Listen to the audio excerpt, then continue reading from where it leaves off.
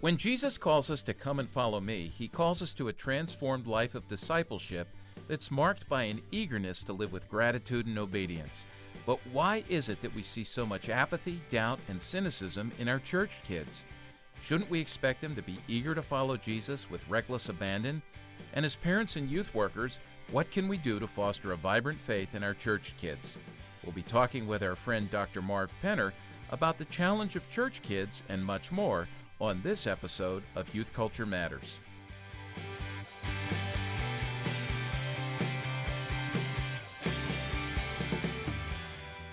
From the Center for Parent-Youth Understanding, this is Youth Culture Matters. If you're a parent, youth worker, educator, counselor, grandparent, or anyone else who cares about kids, we're glad you've joined us for this practical, informative, and hope-filled podcast. This is a place where together we talk and think Christianly about the rapidly changing world of today's children, teens, and young adults.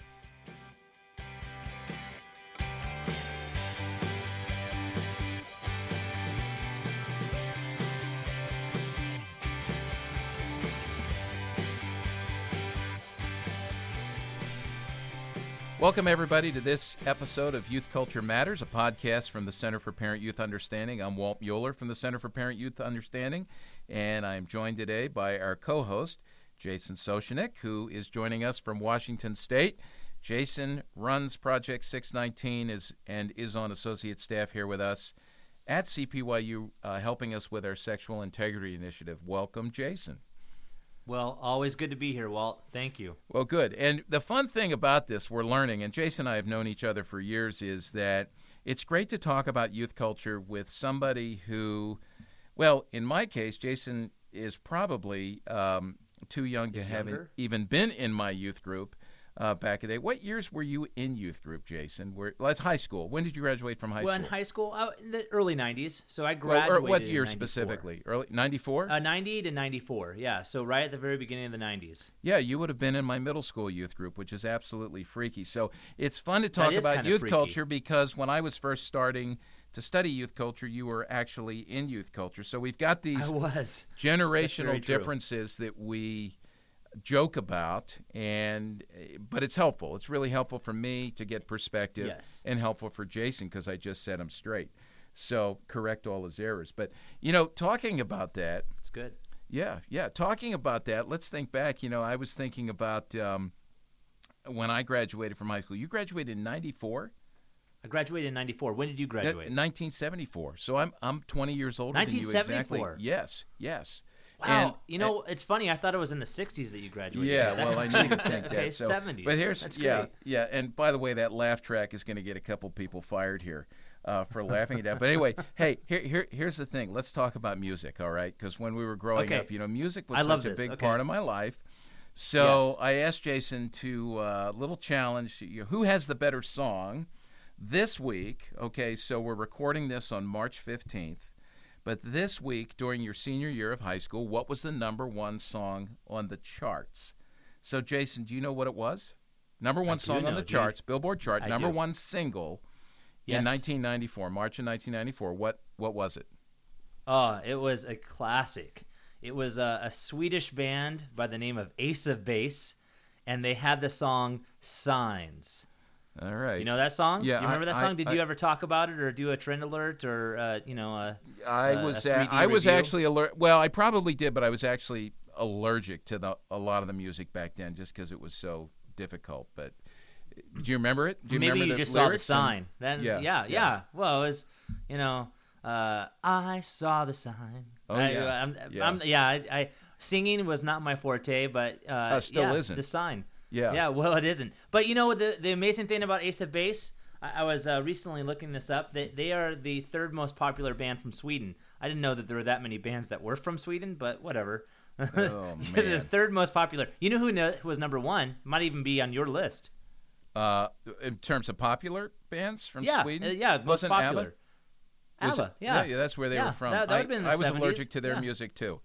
And still, I mean, I know there's like a show about them now and all kinds of things. That music and there's a big following for ABBA's music. Yeah. Yeah. Anyway. It's really interesting. Sweden had a band in the top 10 through the 70s, 80s, and 90s. You had ABBA in the 70s. You had Roxette in the 80s, and then in the 90s you had the great Ace of Base. Yeah, that's amazing. Well, that is amazing. You know what? So I graduated in '74. So what was yours? Well, I went back and I looked. I don't know whether to say this is embarrassing or not. It may actually. I think it's better. I think the music was better back then. But it was by a Canadian, which is ironic because we're actually going to interview Marv Penner later in this podcast. And Marv's from Canada, and it was a Canadian singer from Winnipeg, Manitoba, Terry Jacks. That's a great name, Terry Jacks. Terry Jacks.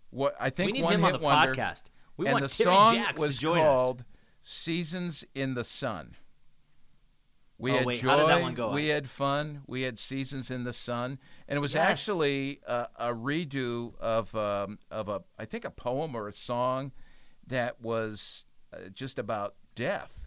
And I went back and looked at the lyrics and was thinking, I never really thought about what those lyrics were, but it was, listen to this, at the time, it was the number one selling single, international single by a Canadian artist, 14 million copies. And it was at number one on the charts in 1974, which I think was a good music year, but it was at number one for 3 weeks. So that's amazing. Now, I'm going to put a couple guys on the spot here because Chris Wagner and Kenton Hawk, they do all the production and engineering here. They're largely silent. But let's start with Kenton because Ken, when did you graduate from high school? 2012. 2012. A mere child. Do you know what? Do you know what the number one song was? Have you cheated? Have you Googled it? Are you sitting over there? I have not. Number one Googled song it yet. your senior year of high school this week. Okay. It was by the band Fun. Okay. And it was called We Are Young.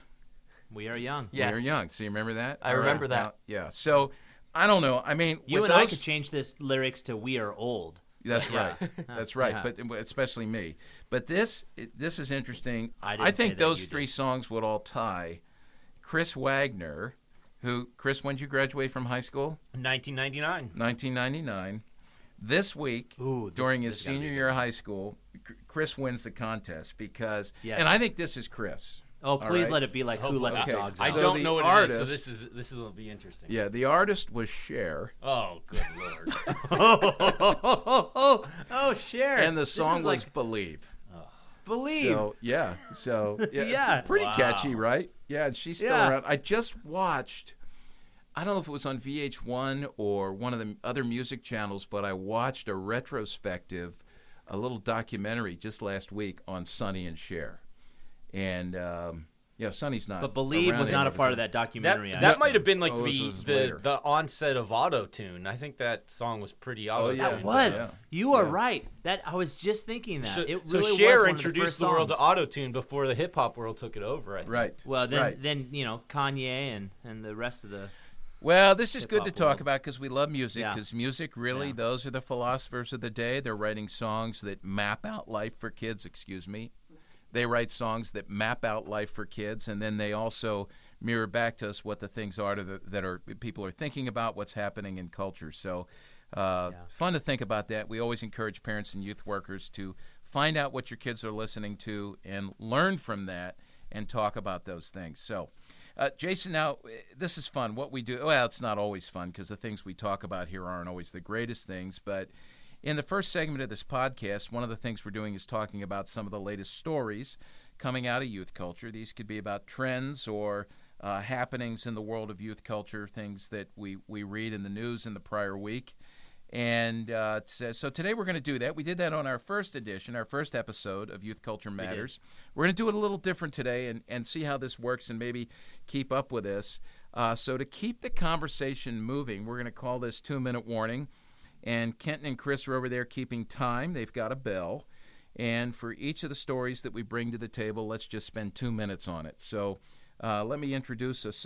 You want to start the timer now, guys? All okay. right, So when we hear the bell, we've got to wrap it up and move on. But we want to make good use of this time and let people know about what's happening in the culture. So here we go. First story. This headline really caught me. And it's about something that happened in New Mexico just in the last couple of weeks.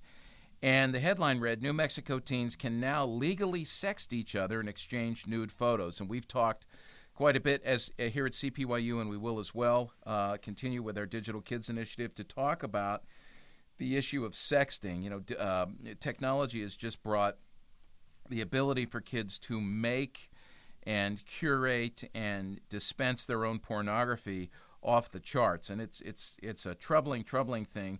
So what they've discovered is, or what they're saying now out of New Mexico is, that kids can do this without fear of criminal prosecution under this new bill that legalizes sexting. And the law allows teenagers aged 14 to 18 to engage in what they call consensual sexting, which means adolescents caught sharing explicit photos with each other will no longer face child pornography charges, prison sentences, and a damaging criminal record. And in some respects, this might be a good thing because it would lead to restorative justice and kids who do impulsive things rather than being labeled as sex offenders for life. But did you see this story, Jason? What do you think? I did. I think that I really like the heart behind what's trying to be done. Laws are not catching up with what's going on teen cell phones today. But I do, and I appreciate that it's under the law. The proposal specified that minors engaged in sexting were only exempt from prosecution if they knowingly and voluntarily exchanged, not if they were coerced or anything of that nature. But I do think that the law is going to have to go further. I think that there's some parameters around this that I still think have to be worked out. But I really appreciate how New Mexico's taken some steps to move forward to be able to work around this. So. Yeah, well, our 2 minutes are up, but let me say this. Yes. If I can say this. Yes. Again, Please do. This doesn't mean that it makes it right. We still need to Not talk at to all. our kids about the immorality of this and the danger of it. What do you got, Jason? Another story. You saying that. Well, one of the things that we're now finding with the selfie being as popular as it is that Gen Y throughout their life will probably take somewhere around 25,000 selfies in their lifetime. So, that's a great collection of your face throughout time. And if you want to be able to see what you looked like when you were 18 through the time you were 70, well, there you go. You have it. You'll have over 25,000 pictures. In fact, they even say that it might be even closer to 26 or 27,000. Here's some interesting stats that I just find absolutely amazing. What do you think the number one place is that millennials take their selfies? Any idea? Well, based on what I'm seeing, probably in front of a mirror somewhere because they're curating themselves. So either the bedroom or the bathroom? That would be very close.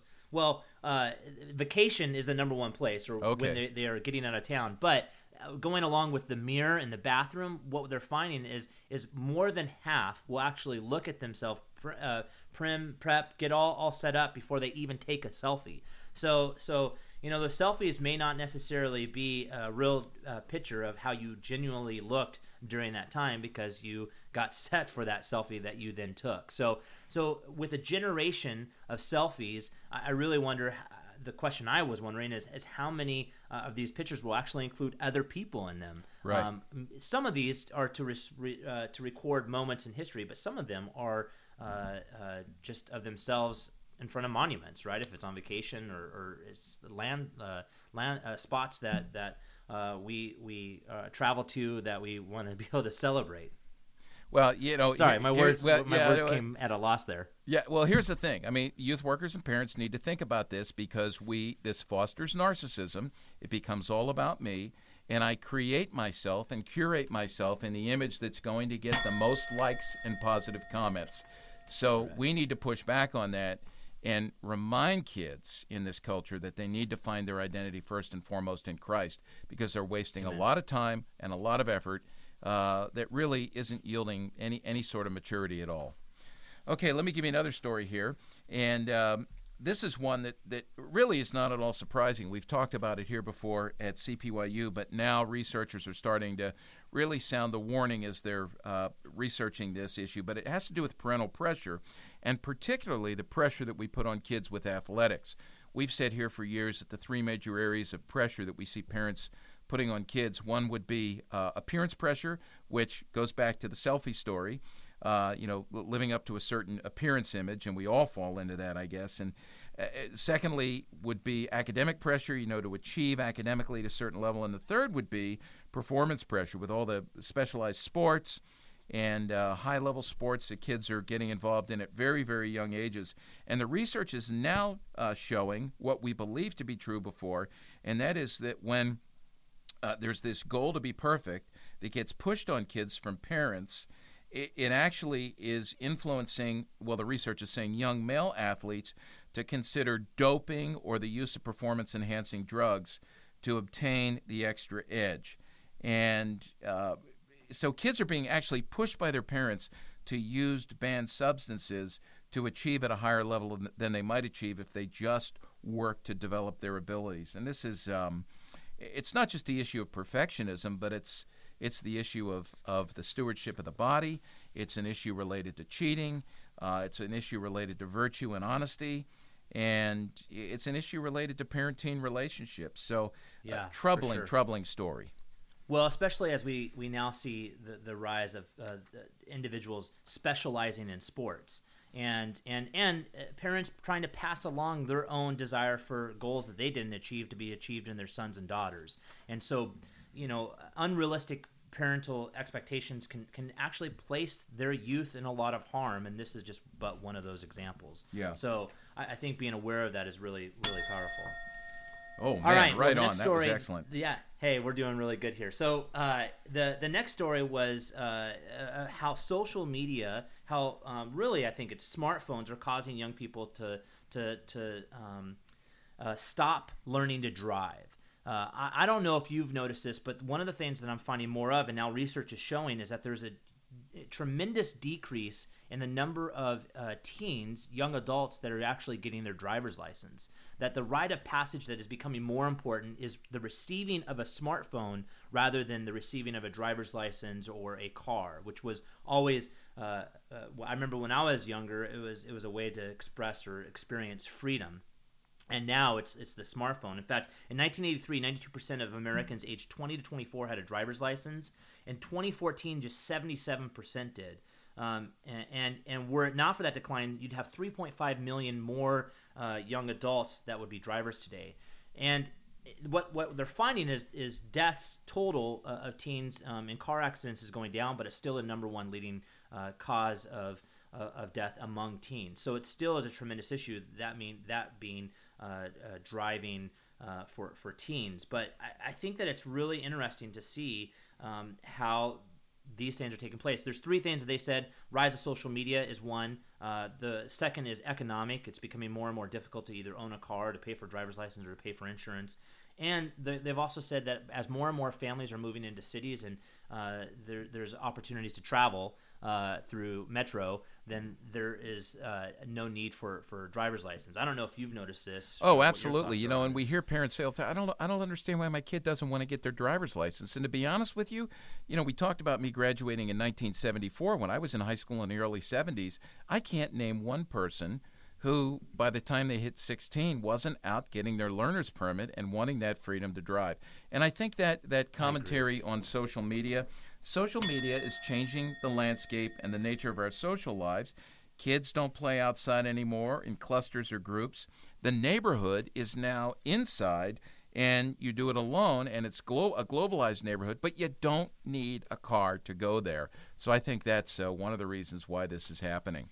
Well, here's a story, some research that came out that I think is very significant in our social media saturated world, and that is that research is showing now that the majority of Americans are trying to disconnect from technology and social media, trying to get that break from it because they know it becomes all-encompassing, and certainly when we're engaging in all of our posting and all of our selfie making, we have very little time for anything else.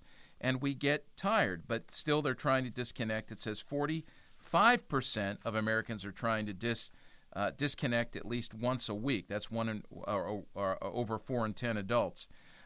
6 in 10 adults are saying they wish their family members would unplug more often, and nearly 3 in 10 say that people have turned around, their family members have turned around and told them the same thing. This comes from the results of the Harris poll of back in January of 2016. So again, and we see this, youth workers are talking about this. It's hard to get kids to unplug for a Bible study, put your phone down so you can listen, or for a weekend retreat. However, here's the thing. The great news is that we need to unplug because God's made us for a rhythm of work and rest. We need Sabbath, not just from work, but from social media. And when kids do unplug, they like it. They like it. So we need to be making opportunities for that to get us out of this cycle of being absorbed in social media. I don't know if you've ever witnessed what happens at a camp when they've had to unplug for an entire week, but it's really exciting to see where they almost go through withdrawal on Friday night and early Saturday morning, but by the time they're done, it's almost I almost sense reluctance in stepping back into the world that they left for the retreat. And so I really appreciate what this research is showing is that there is a desire. And I think there's more of a desire than we let on or that we even allow ourselves to have. And I think that's what I really appreciate about this research. And a good metaphor for this, Jason, I think, is the metaphor of ground meat or hamburger and filet. If all we're eating is ground meat and we think that's the best thing in the world, it's not until we taste filet that we realize, wow, I could have had something better. And I think it's the same thing regarding how we spend our time. That's right. I that's a great way of using that analogy too. I think that one of the things that we find is I'm seeing modern romance changing in today's culture among teens, among young adults. There was a great article on young adults drawn to mobile love. A new Pew Research Center study found nearly 1 in 5 young adults using mobile dating apps, and I actually found that strikingly low compared to what I see among a lot of young adults today. They say the popularity spikes sometime around Valentine's Day, and especially for online dating sites such as OkCupid, Christian Mingle, JDate, according to a 2015 Time magazine article. What I find so interesting about this is that more and more individuals are flocking to these mobile dating sites. Tinder could be included in that. I actually have individuals that I know that have met others, and they're actually now getting married based upon the use of Tinder. It's not just a hookup app anymore. And the question I always wonder in this is how are we? What are we atrophying in the midst of this? What are we missing out on? What kind of communication is lacking so that I'm not against some of these ways of meeting individuals, but what you'll find statistically, not just here but overall, almost no one meets anyone in the church anymore. Right. Almost no one meets anyone right in their own community. It's typically now all done online.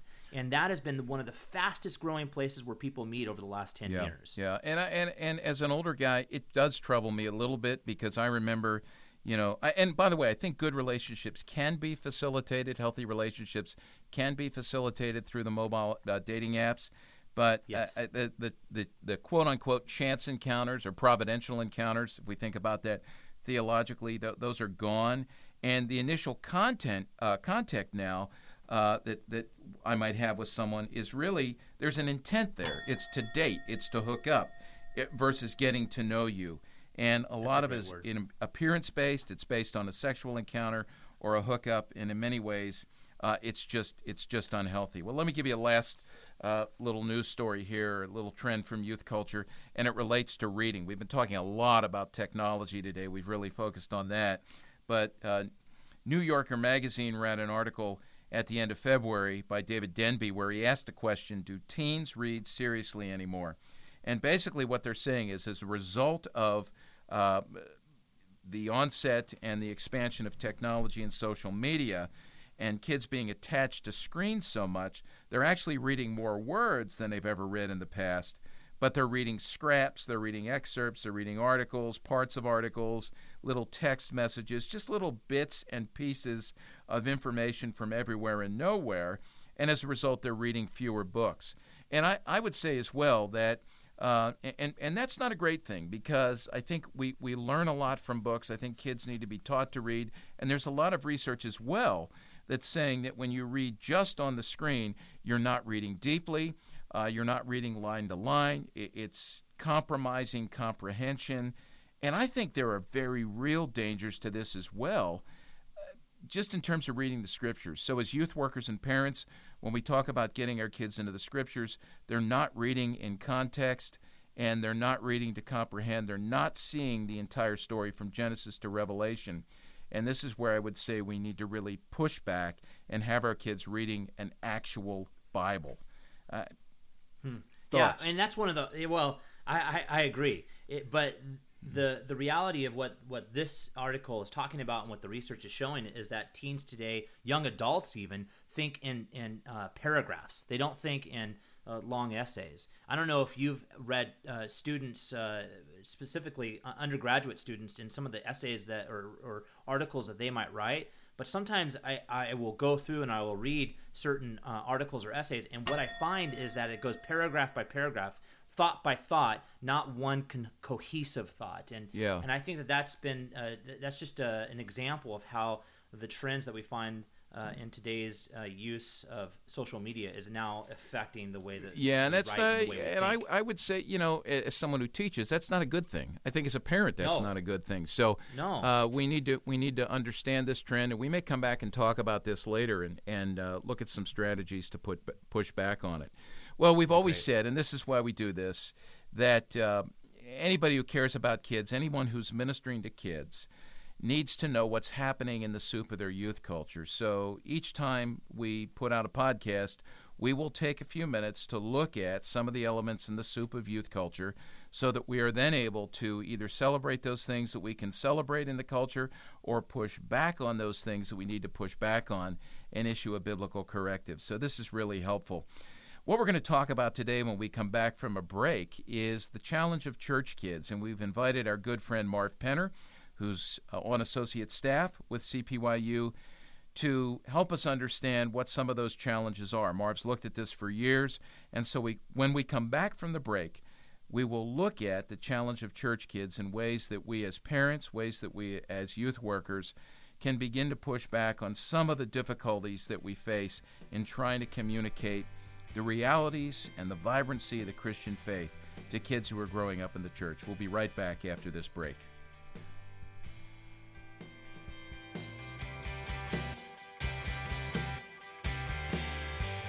In an effort to help you help the kids you know and love navigate the difficult landscape of the emerging digital frontier to the glory of God, we've launched a Digital Kids Initiative here at CPYU.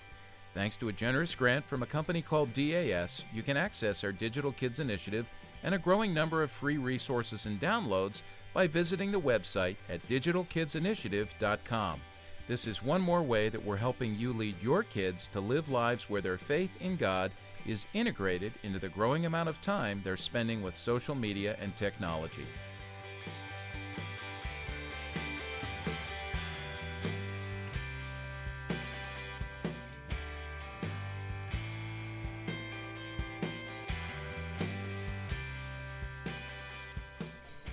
Welcome back, everybody, and I'm pretty excited about what we're going to talk about now and who we're going to talk with.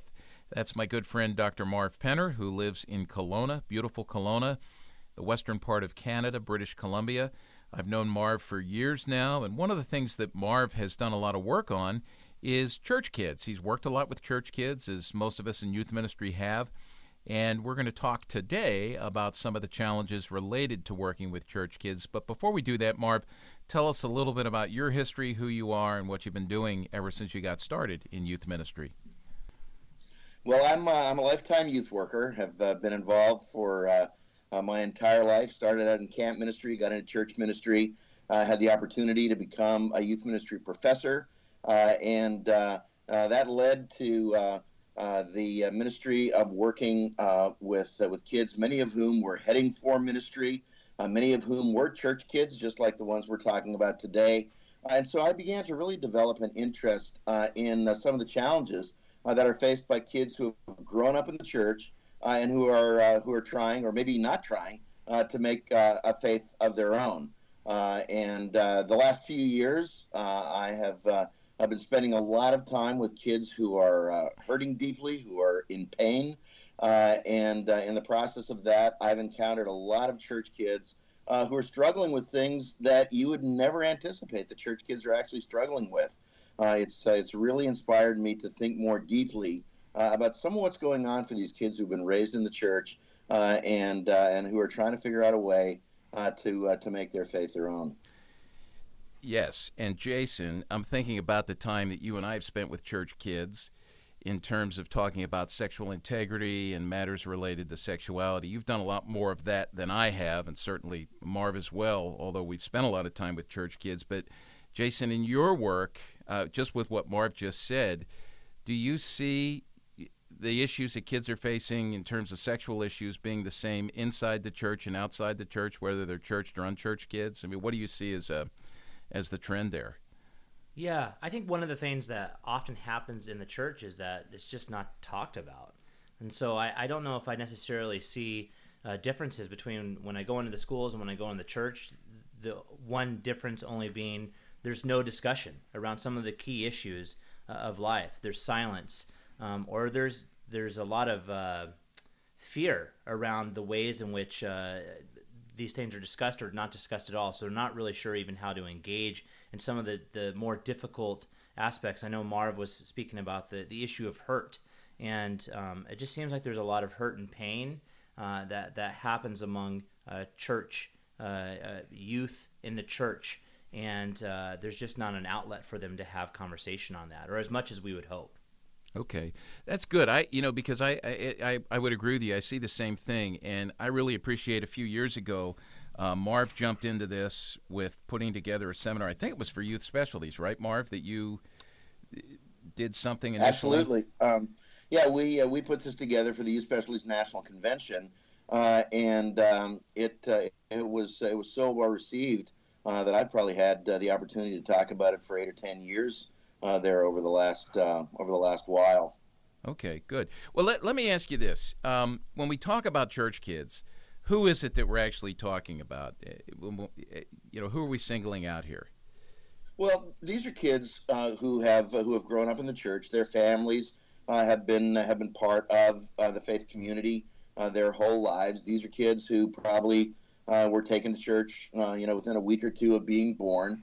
But we're not talking about all church kids here, just to be clear. Where I'm particularly interested in having our discussion today is about the church kids who are struggling. Let's just acknowledge right up front here that there are some kids who have grown up in the church who are doing a great job in their faith journey. They've made their faith their own. They understand their giftedness. They're making a difference in their world.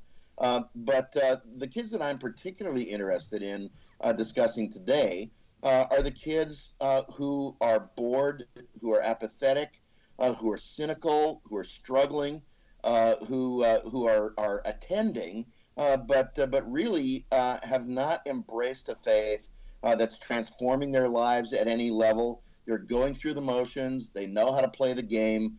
Many of them are actually living a double life. They've got a church life that they live, and then they've got a whole other secret life that often their parents don't even know about.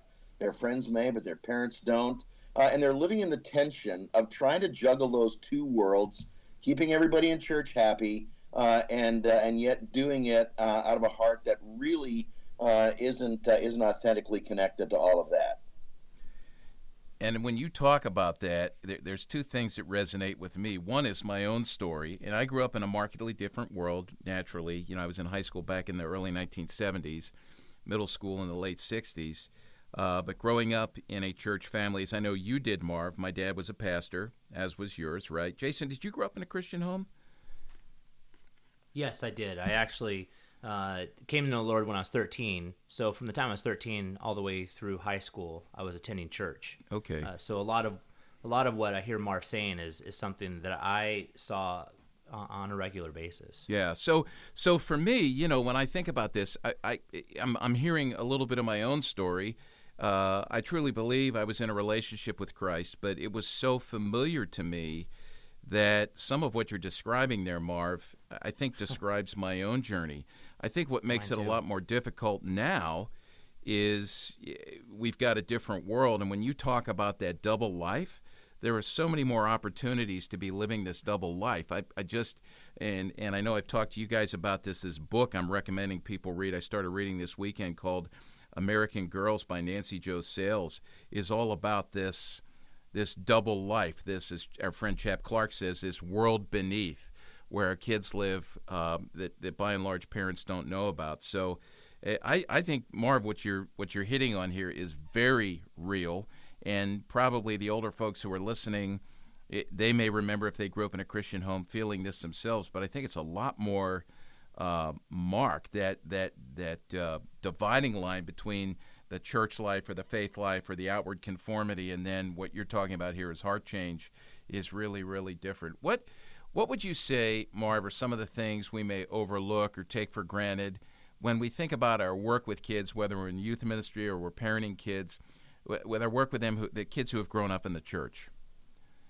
Well, there's a couple of dynamics that I've seen that are really pretty predictable when we're talking about these kids who really are not pursuing transformation in their lives.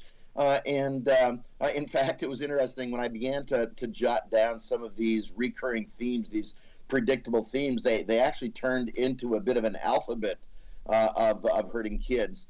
A was for apathy. B was for behavioral conformity. It's all about looking good on the outside. C was for cynicism. D was for doubt. E was for egocentrism. The whole church is there to serve me. F is for fear. G was for an attitude of grumbling. Nothing's ever good enough. H was for hypocrisy. The double life we talked about. I was for isolation. It went on like that. We don't have to go through all the words, but it was interesting to see how predictable these themes were.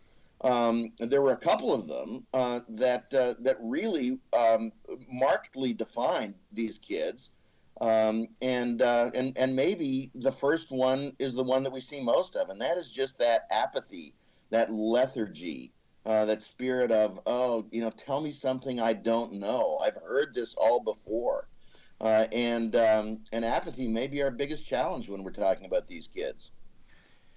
Yeah, and when I looked at your list here and I saw those things, and I've seen the list before, you've shared this with me before, but when I looked at that jumped out at me. And as I was thinking back to my own life, not just as a teenager growing up in a youth group, but actually doing youth ministry, you're right. That's the one that I see the most in my own history and the one I see the most in kids. And you actually say, part of the apathy is because of content overload. And I'm thinking about, the word that came to mind for me was familiarity, that you're so familiar with a gospel message. You're so familiar with a message of, let's say, Christmas, or you're so familiar with a message of Easter that it doesn't really excite you. There's nothing that excites you. It's not that it's a vibrant faith that has meaning. Talk about that a little bit, the dangers of familiarity.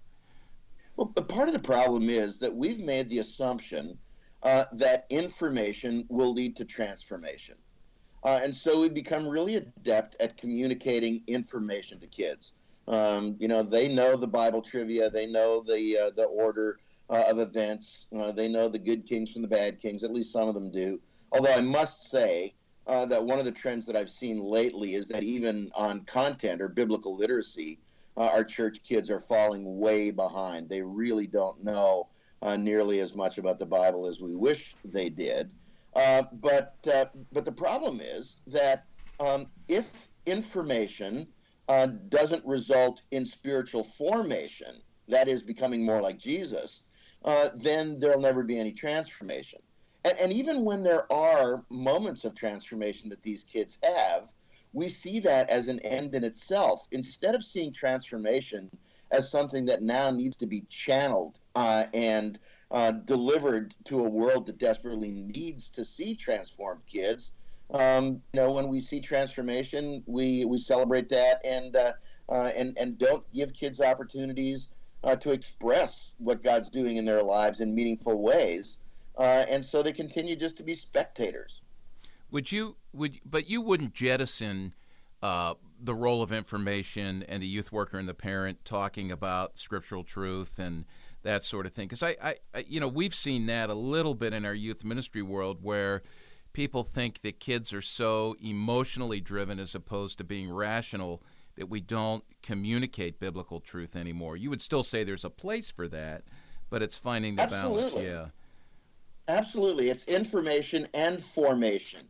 That combination of God's word, which promises not to return void, right, and a commitment to becoming more and more like Christ in my attitudes, in my priorities, in my relationships, in my lifestyle, my behavior. So formation and information leads to transformation.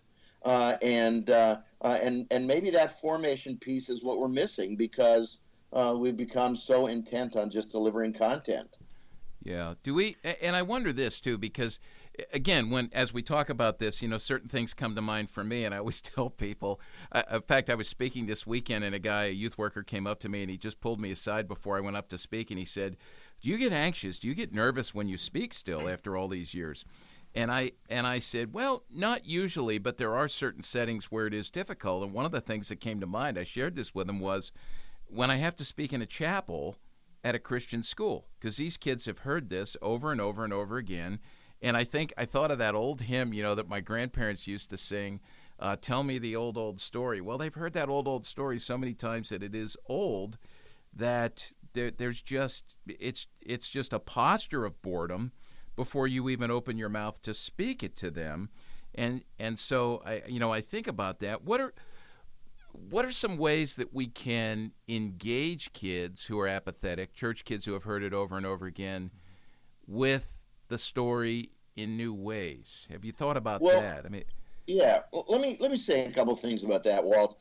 First of all, I think we need to recognize that as parents, we have the opportunity to model passion in our faith. When kids are in a home with parents who are equally apathetic about their faith, for whom it is equally, not impacting their decisions on a daily basis, it makes it pretty tough for kids to become passionate. So I think as parents and church leaders, we have the opportunity to model or demonstrate what passion looks like. But further than that, in terms of stirring up a response, we're good at delivering content. 15 or 20 years ago, we started to get really serious about application. We said, it's not just the what, it's the so what. So let's be talking to kids about how this applies to their lives. But there's a third piece that I think we've been really lousy at implementing, and the third piece is accountability. So you've got these three phases of communicating with kids: information, application, and then accountability. And it feels to me like we don't do a good job of holding kids accountable. That has to happen in the context of a relationship, where we can say, hey, last week we talked about, fruit of the Spirit. We talked about humility. We gave you the application. We told you to go out this week and, try to be humble. And then we never hold them accountable for it. So I think accountability, both on the part of parents and those of us who are youth workers, is a really key piece to calling kids to that higher standard. Yeah, and as you're talking about that, I'm thinking, okay, now we get pushback. Talk about accountability, definitely needed, but now we get pushback from a culture that values individualism, individual expression. Why should I be accountable? I'm accountable to nobody but myself. So, I'm thinking about Jason, who's listening. Marv, you and I both have older kids, and now we have grandkids who are the age of Jason's kids.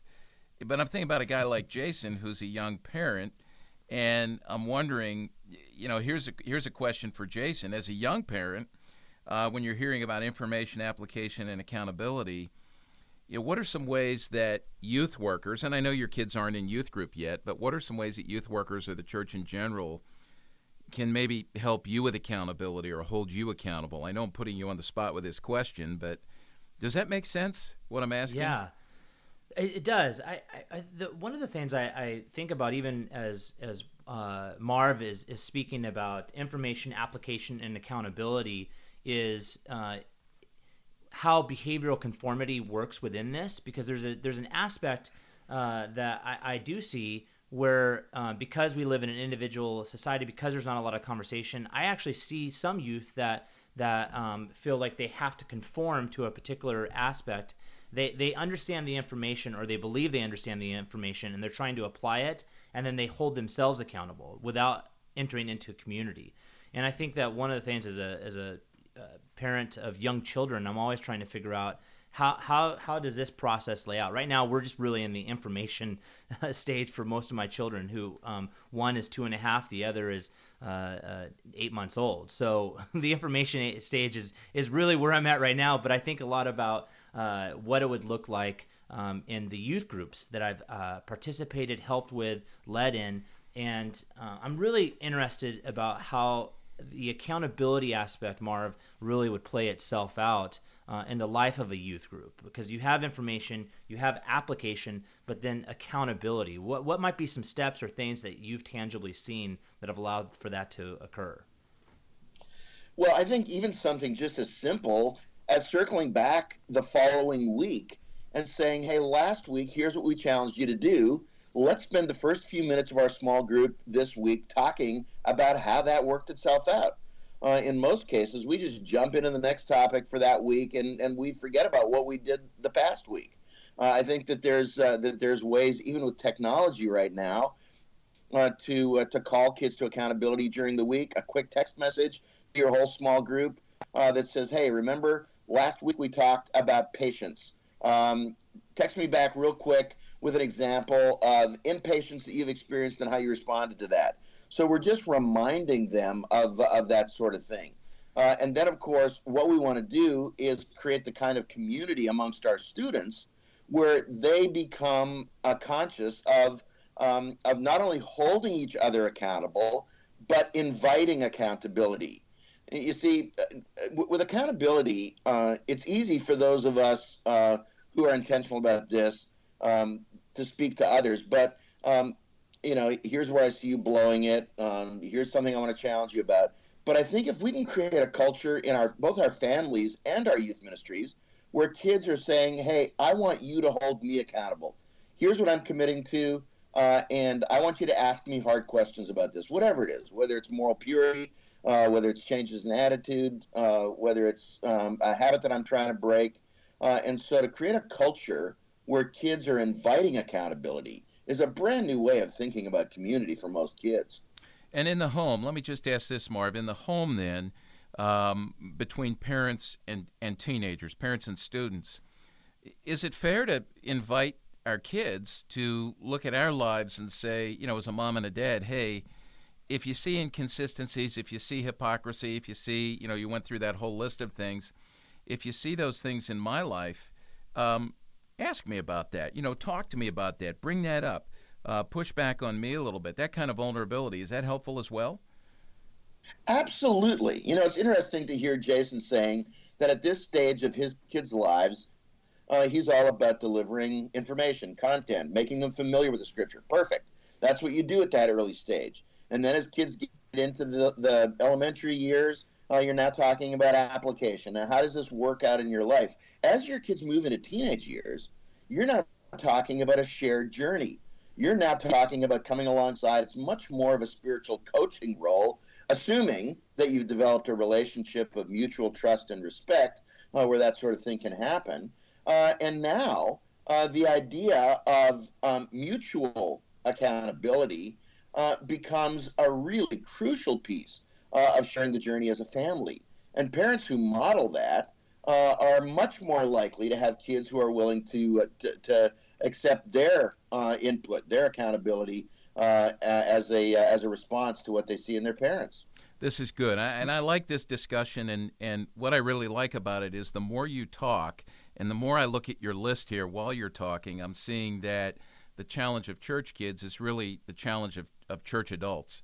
And so seeing the body of Christ function in ways where the old and young alike are interacting, which doesn't happen much when we separate the generations for worship and education and fellowship and whatever else, missions and service.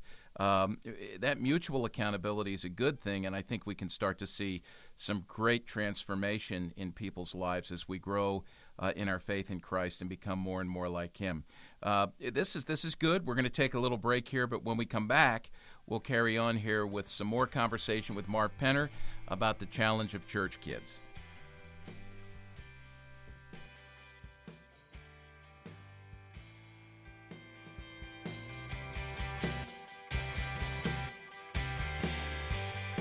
Here at CPYU, we want to help you help parents stay up to date on today's youth culture.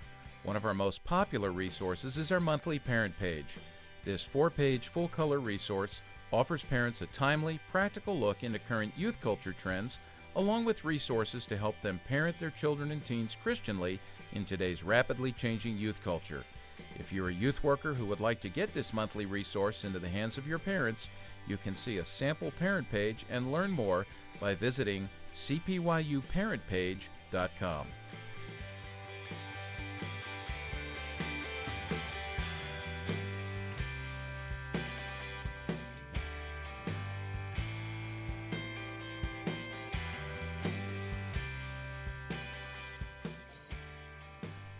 Hey, welcome back, everybody. We're talking to Marv Penner, our friend from Canada, about the challenge of church kids. And Marv, I don't know how many people know you. You're a fun guy, and I've gotten to know you really well over the last 20-plus years. In fact, Marv's one of my best friends in the whole world. And I say the whole world because he's from Canada.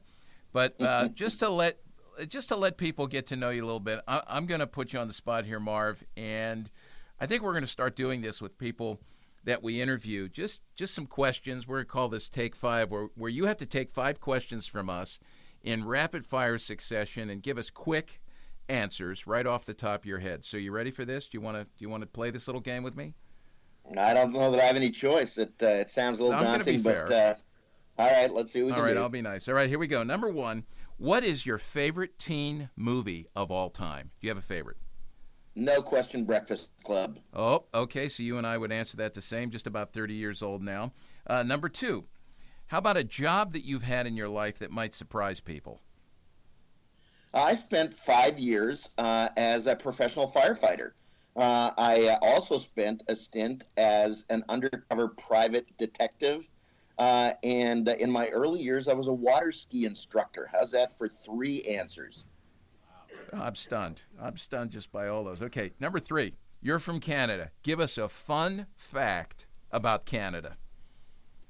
About 85% of the population of Canada lives within 100 miles of the U.S. border. We're just crowded as close as we possibly can be. Is that because you guys want to come over here, or shopping, right? We did until this most recent election cycle. Now you'll be interested to know, Walt. Yes, now we all have cities to move to across the border. Now they're 100 miles. They're 100 miles closer to the number Alaska. 1 Google search last week was how to move to Canada. Yeah, well, that's not surprising. And Jason and I probably contributed to that. All right, number 4. This is a yes/no question. You ready for this? Here we go, real quick. Do you like... Wait a minute. I thought that was the yes/no question. No. Number 4. Well, that is. Yeah, here's the second one on number 4. Yeah, okay, that's right. So yes or no, do you like poutine? No. Poutine is greasy. Okay. Tell everybody what poutine is. Poutine is French fries with gravy poured all over it, and then cheese curds mixed into the gravy. It's a sticky mess that I have no interest in. Right, and anything that has the word curd in it, we need to stay away from, I think. That's just You're disgusting. Right. Well, poutine's not a fun word either, but... All right, number 5, last book that you read. What's the last book that you read?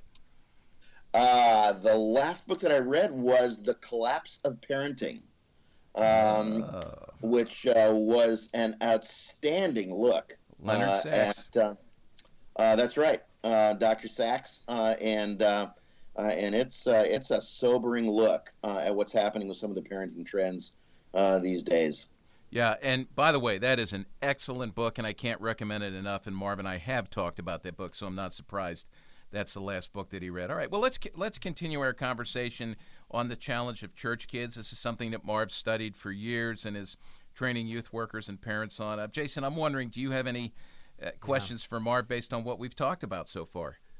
Well, I think one of the things that I would be good to circle back on is the issue of behavioral conformity. One of the things that I often see is students that are constantly trying to match up or do rather than be in the relationship that they're a part of, that being in Jesus Christ. And so I'm really curious your thoughts on behavioral conformity in the midst of everything that we've discussed so far. Yeah, absolutely, Jason. That's a great question, and I think one that's really fundamental to this discussion. What it comes down to, as I've observed it, both in the church kids that I've worked with in my own life, and I raised 3 church kids through their teenage years, so I've seen this both in the wide angle and in the close-up lenses, and here's what I've observed. Because we have defined Christianity almost entirely in terms of a set of behaviors, we tend to have defined sin as well in almost exclusively behavioral terms. So sin is a list of things that you're not allowed to do. Whether that's having sex before you get married, or cheating on an exam, or using bad language, or whatever. We've got a long list of unacceptable behaviors.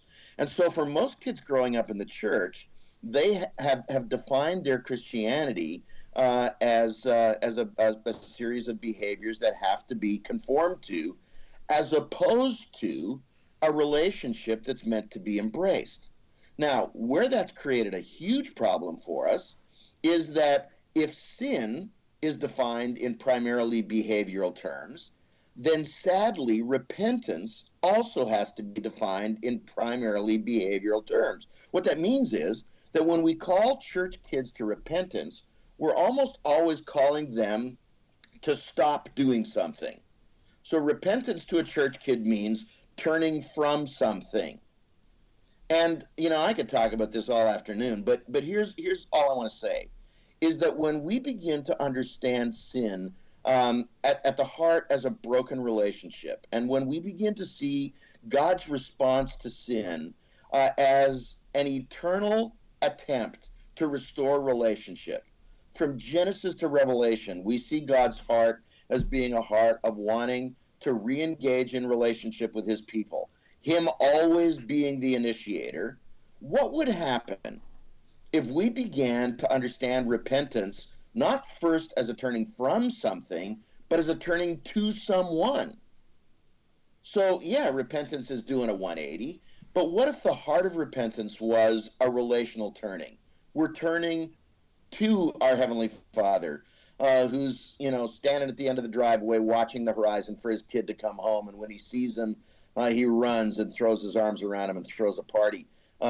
If we began to see sin as a relational breakdown, which of course expresses itself in all sorts of behaviors, and then we could begin to see repentance as a relational re-engagement. We're turning to someone.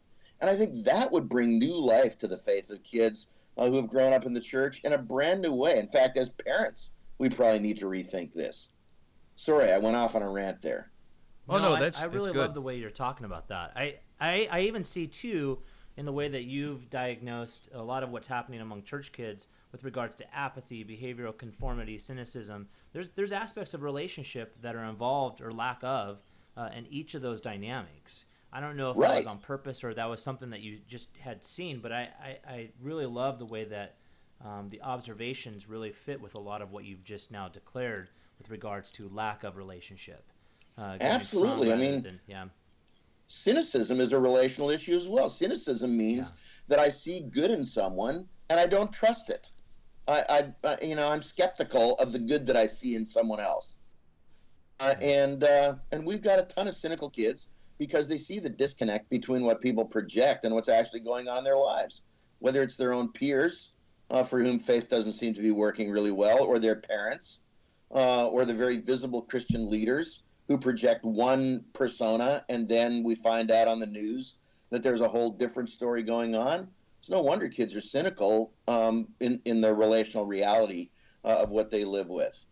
So we want to move kids from a faith that is like a chore, and no wonder all these horrible things come out of that when you perceive it that way, cynicism, doubt, apathy, and all that, but move it from a chore that is just behavioral conformity. I've got to check off this list to seeing it, I hear you saying, Marv, as a relationship and focusing on that. And, I heard this when I was growing up, and it was very helpful to me to the point where I start to understand the relationship, and as you described, the Father at the end of the driveway waiting. When I see my Heavenly Father that way, when I see God that way, and I understand the relationship that way that is so grace-based, so undeserved, now the behavioral conformity comes out of that willingly as an expression of thanksgiving and worship that oozes into every square inch and every nook and cranny of my life. I want to serve God out of gratitude. God's changed me, and now I want to be able to do that. So that's really, really helpful. Can I just add one little piece to that discussion? Well, we've done some research up here in Canada that I think is applicable in the Christian world everywhere. We looked at thousands of young people between the ages of 18 and 35 who had grown up in the church, and we assessed where they were at in terms of their spiritual life. We found, like you guys down in the States, that a large percentage of them have walked away from faith, about 76% in our findings. But of the 24% that remained engaged in faith, what we discovered was that one of the primary predictors of that was parents who were living their faith authentically. Now, what we did not find was that parents who were parenting out of duty or obligation or behavioral conformity, that didn't help. So, religiously doing any rituals was not correlated to young adults who were living a vibrant faith. But parents who lived their faith authentically, transparently, openly, whose kids were able to see what was going on in their faith journey, those were the kids who felt like faith was worth embracing into their adulthood. So for parents who feel that their role as parents is a bunch of obligations and duties and behaviors that they have to do, that's not the secret either. This is good. Two things that come to mind here. One is the role of suffering, and the other is as parents understanding that, and then secondly, understanding the brokenness that exists in our kids. So let me explain. I'm thinking to see a rich and vibrant faith come, that number one, we maybe pray that our kids would be invited into the suffering of Christ. Nobody likes to see their kids hurt. Everybody wants to see a childhood and an adolescence that's relatively smooth without any blips. But suffering is really a good thing. I mean, as we've all gotten older, we've learned that in our lives. So whether it's relational, physical, as a result of decisions we've made that we shouldn't have made, the sin in our lives. So I was thinking about Psalm 119:71. And this has really jumped out at me in the last few years, where the psalmist says, my suffering was good for me, for it taught me to pay attention to your law or to your decrees or to your word. And, that's what draws us to God. So actually to I don't know, pray for that, invite that, see that as a blessing that leads to growth and change. And then the other thing would be this. If I'm a parent who wants to see behavioral conformity all the time, we're risking heart change. We're pushing our kids to maybe lead dual lives, as you talked earlier, split lives, where they're one thing in front of us to please us and think we're doing a great job, and something else, in the other areas of their life, or perhaps when they're with their peers or in school or whatever. But maybe to say, we all have a sinful nature. We're all broken. So God, help my kids' sinfulness rear its ugly head during their childhood years and their teen years, so that we can address it now, rather than waiting till they're adults and all they've been doing is, conforming in front of us, and we've never had a chance to talk about that. Does that make sense? Those things. Absolutely. I mean, it sounds so negative, but actually it's very realistic. Here's the thing. Very often as Christian parents, we feel like our job is to get our kids to 18. That's without right. Getting pregnant, without becoming a drug addict, whatever. And in fact, that's the worst thing we can do, is just see that 18 is the end game. That leads us to nothing but a protection agenda with our kids, when in fact, what we're called to as Christian parents is to prepare our kids. If we think our job is to protect them for the first 18 years so that they don't experience any hurt, so they don't experience anything that's going to challenge them, and we sort of pat ourselves on the back by getting them through high school, we haven't prepared them for anything. So from day one, our job is preparation for adulthood, and that results in a very, very different kind of parenting relationship than the commitment to protection alone. And I like the way you say, Marv, that's just not the parent's job, but the youth worker's job as well, because the downside of this that we've seen over the years is a growing number of parents and youth workers who will come to us, and the research is documenting this as well, and say, oh my goodness, our kids graduated from high school, they left the youth group, they went off to college, they went into the workforce, and it seems like they've pushed pause on their faith or stop on their faith, when in reality we haven't prepared them for life in the world. And maybe they're not pushing stop, maybe they're not pushing pause, maybe play was never pushed in the first place, and it's because of poor preparation. You know what we found was that we're actually not losing kids after high school. We're losing kids in middle school and junior high, and they're going along playing the game until they get out of high school, but their faith really began to atrophy around age 13, 14 or so, and they've just been successful at pretending until they get out of the house. Yeah. So maybe that not pushing play is very real. Yeah, this is good. This is good. Well, I wish we had more time to talk about this, and I want to talk about some resources that people can use in follow-up, and we'll post all this. By the way, after I list the resources, Marv and Jason, just to get you guys ready, I'm going to come back to each of you and ask you to give us a parting word, something that would be a challenge, in follow-up to this whole discussion about church kids and what it's like to minister to them. But let me give you first some resources, and we're going to list all these on the page for the podcast. You can look on the page at cpyu.org, because that's probably where you're listening to this anyway, and you'll see as you scroll down some recommendations about all sorts of things that have been mentioned on this podcast, including the stories that Jason and I talked about right at the top of this.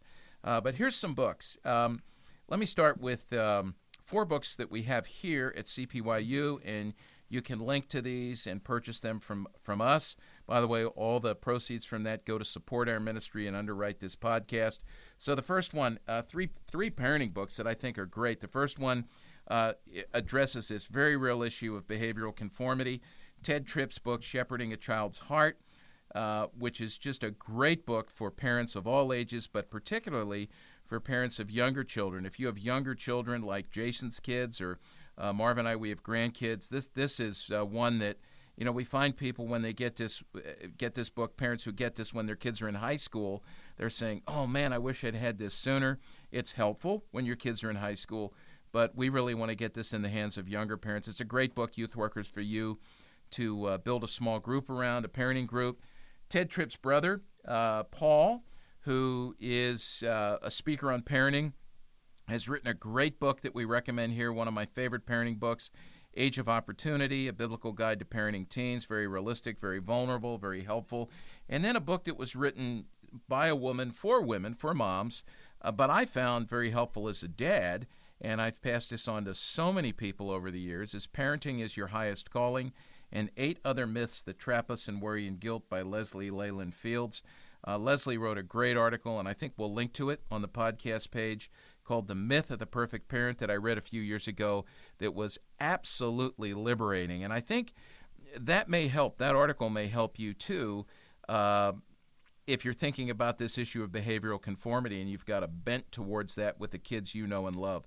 So we'll link to that. Youth workers, get that article in people's hands. And then the last book that I'll recommend that we have here at CPYU is a book that I wrote called The Space Between, A Parent's Guide to Teenage Development, that talks about how the culture comes in and maps out life for our kids in the 5 different major areas where kids grow and develop, and how we can push back with biblical truth on that. Now, just a couple other books. One is the Jesus Storybook Bible. I was thinking as Marv was talking and thinking about this idea, the old story that becomes old and familiar, and we don't really think about it anymore. But the Jesus Storybook Bible really takes a look at the flow of the biblical story, the biblical narrative, creation, fall, redemption, restoration. And I have found that most people have not grown up understanding the story of the Scriptures from Genesis to Revelation. So the Jesus Storybook Bible is a great book to use with kids from the youngest ages, and even older students are reading this, youth groups are reading this, and I know of some campus ministry people who, when a young college student comes to faith, before they send them to the Scriptures, they have them read the Jesus Storybook Bible to get the idea of this, what we sing about, this old story, in fresh and new ways that really brings it to life. And then Marv mentioned a couple of books, and I don't know if you want to say anything about these, Marv. The first one by Dan Allender. And by the way, on these two books and the Jesus Storybook Bible, we will have you linked to our friend Byron Borger and his Hearts and Minds bookstore in Dallastown, Pennsylvania. If you use the discount code CPYU, Byron has said to us that he will give a 20% discount on most of the titles that we send you over there to a store on, so you can chat with Byron about that as you link to that. But in addition to the Jesus Storybook Bible, Marv mentioned a book by Dan Allender called How Children Raise Parents. Anything you want to say on that, Marv? Or it just recognizes God uses our kids to shape our spiritual journey. The subtitle is The Art of Listening to Your Family. And the notion of being teachable as parents. Yeah, and then the second book you mentioned, Marv, which we'll send you over to Hearts and Minds for as well, is The Danger of Raising Nice Kids. The Danger of Raising Nice Kids by Tim Smith. Anything you want to say on that? Yeah, once again, because behavioral conformity and external appearance and our reputation as parents is such a high priority for us, we very often force our kids into making us look good. And that's what raising nice kids is all about, and that's the worst thing for their own personal spiritual journey. When they feel their job is to make us look successful, there's nothing that's as heart-sapping as that. Excellent. And again, we'll provide links for all these books, and any that send you to Hearts and Minds bookstore, just use the CPYU, the discount code CPYU. Our initials here at the Center for Parent Youth Understanding. Well, this has been good. Jason, any parting words you might have for people as a result of our conversation today? Well, I just really appreciated what Marv brought to the table today. I think that what we have shared here on this podcast is actually going to be really powerful. The thing that continues to stick out to me is what Marv spoke about with regards to behavioral conformity, and then how we define sin and then how we react to sin. And I think that that's something that as a parent, but also as one that speaks to parents, I'm often engaging, and I really, really appreciate the way that he separated. It's not what we're trying to stay away from necessarily to where we're trying to run to or who we're trying to run to, which is such a clear explanation of the gospel story that we have been written into, and I'm really excited that he brought that up here on our podcast.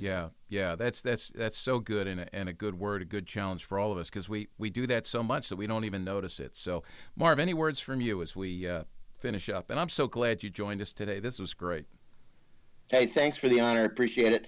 Yes, I do have something that I really want to say as we wrap things up here, and that is that I sincerely believe that church kids are positioned better than any other subgroup of kids. They are positioned to transform the world. They have parents who love and care for them. Many of them live in stable family environments. Many of them have grandparents who have prayed for them since the day they were conceived. They have a grasp of the truth of Scripture. It feels like all the pieces are in place for these kids to make an enormous kingdom difference. What a sad thing that they haven't been able to engage their faith in a way that's transformative and that's going to change the world. So I see the potential there. I see that these kids, if they can begin to take their faith seriously, if they can find a way to make it work in their schools, on their sports teams, in their neighborhoods, that they can be a generation that can truly transform the world for good. So let's not look down on their youth. Let's challenge them to be an example, as Paul does to Timothy, and let's recognize that they really could be the generation that brings to revival if we give them an open door to do that. God bless church kids. Your closing words remind me of a book by James Davison Hunter called To Change the World, where he talks about faithful presence. And as you were saying what you just said there, Marv, I was thinking to myself that to have faithful presence, we first need to learn how to be faithful. So you've helped us do that today, and we hope that all of you who are listening have found this encouraging, and we look forward to joining you again on the next edition of Youth Culture Matters. Thanks for being with us today.